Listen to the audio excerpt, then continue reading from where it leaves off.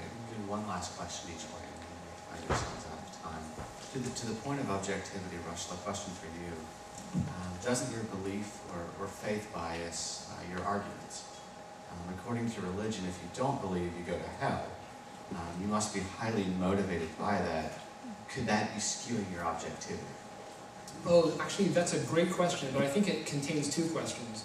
One of them is whether or not my existing belief that the resurrection happened really biases me in some sort of inappropriate way from objectively sifting through the evidence to find out whether there really is that sort of evidential support. The other question, though, which I think is a good one as well, is whether or not certain other theological beliefs that I have, namely, it would be really good if you believed the theological belief that I currently believe, right? It would be really good for you. Does that motivate me in some sort of inappropriate way in evaluating the evidence? I'd say possibly. Possibly my existing belief and possibly my motivation to have you believe it could get in the way of objectively looking at the facts. However, just because it's possible, I don't think that we should assume that it's likely or that it's actually happening in this case. And I think that you can think of countless examples from ordinary life where you believe that something happened, and yet you're also trying to convince someone else of that. Forget about religious issues for a minute. Just think about what you're going to do this weekend, and what's the best thing to do with your time. Okay? Or what happened last week, and you're trying to persuade someone that it happened. But the fact that you believe it doesn't, I think, inappropriately color your approach to the evidence from the get-go. Likewise, the fact that you want someone else to have the benefits of believing something doesn't automatically undercut the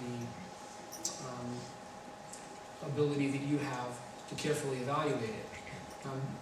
This is why people often go through religious conversions, from one religion to another, or from no religion to a religion, or, for that matter, from one religion to no religion. Right? The fact that people start off believing one set of things, or doubting one set of things, and wanting to share that with others, I don't think is a reliable source of suspicion for the method. I think this works both ways too. It's a good answer. And look, everybody's guilty of this. It doesn't matter whether you're Christian or not Christian or whatever topic we're talking about. We often have a prior set of expectations or convictions. We figure that X, Y, and Z are true. So here's a really common mistake we make, right? When we encounter evidence or a case or an argument that suggests that X, Y, and Z are not true, we attack that with a exceedingly high level of scrutiny and care and get the scalpels out and dice it all up and watch the way some people are going after the global warming evidence these days, right? So that people will attack something a position they're opposed to with this zeal, and then when it comes to information that they see as being in favor of the view that they already possessed, they treat it with kid gloves, let a lot of stuff slide, let a lot of it go by, and they're much more forgiving of the stuff that's on their side. And I see just as much of that in the atheist or skeptical community as I see it in the believer community. Right? That's not just a mistake that's confined to one group.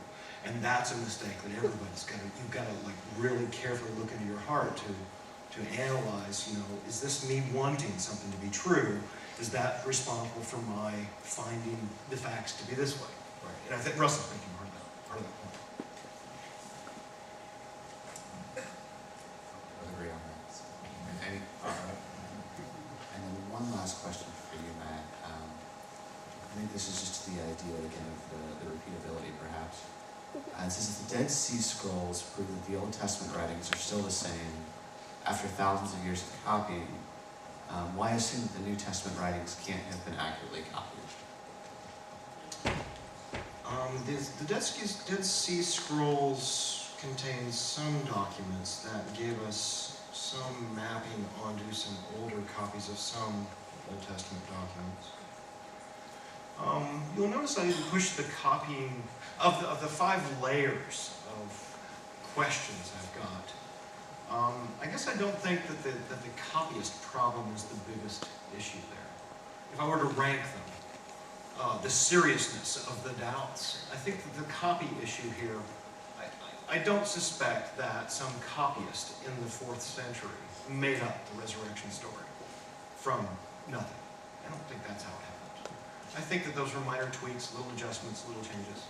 And in fact, we've got all these documents, and we've already found thousands of cases where copyists change things, they incorporate notes from the side that some other copyists left there, they put that into the text, they take it out, they do all this shuffling around. We've got a lot of evidence about these for New Testament, Old Testament stories alike.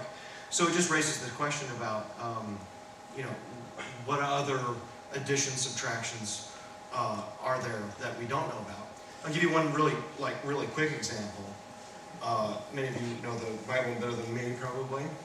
But I think there's just one mention of Jesus as a carpenter in the whole book. And then there's another mention of him being the son of a carpenter. So imagine just on this one fact, right? And think about how central that is to our picture of Jesus, right?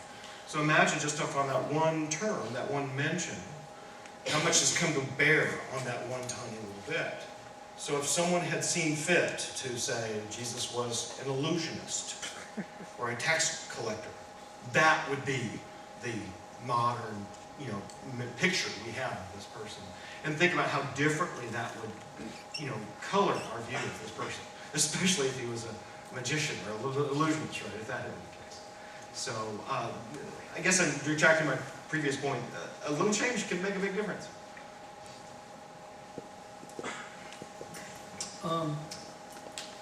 I would simply say that the copier issues related to the early Christian documents that we now call the New Testament, and the copier issues related to the ancient Hebrew and Aramaic documents that we now call the Old Testament are interestingly related, but I think that they can be treated in isolation from one another. So that even if you have a high degree of confidence in one of them, you could have a lesser degree of confidence in the other without any inconsistency there. My understanding of it is that something different happens when you get to Jesus. Jesus, as by most people's reckoning, introduces this sort of new, heretical, controversial set of views from traditional Judaism. And one of the things that's happening in the decades after his death is all of this talking and all of this proliferation of stories and people, swapping, people exchanging information about him.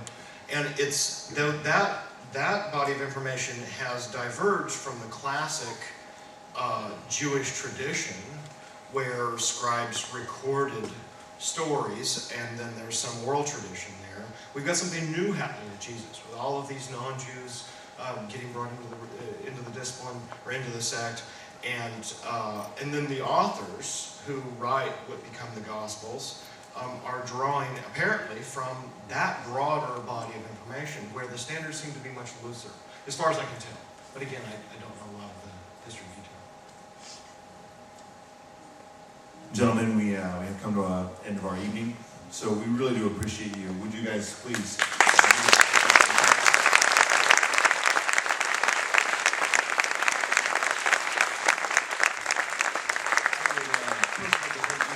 coming out and sharing your night with us, being a part of this event. We are here every Tuesday from 7 to 8:30 if you ever care to come back. You find us in the same place. Again, if you request or you care to, you can email either myself at justin@bridgewaychristian.org or my admin, her email is sarahL@bridgewaychristian.org if you are interested in a CD copy or we're videotaping. We may post that somewhere. I'm not sure. We'll get consent. Yeah, absolutely. I'm sure it'll be fun. So, thanks again, you guys, for coming out tonight. We actually, normally every Tuesday we head out for coffee. We're going to do that like normal tonight. So, if you're interested, you can join us at Cup of Joe, which is at the intersection of Park and Sunset. If you go straight down Sunset, you'll find it. You see the Safeway Shopping Center. That's where we'll be. Thanks, guys.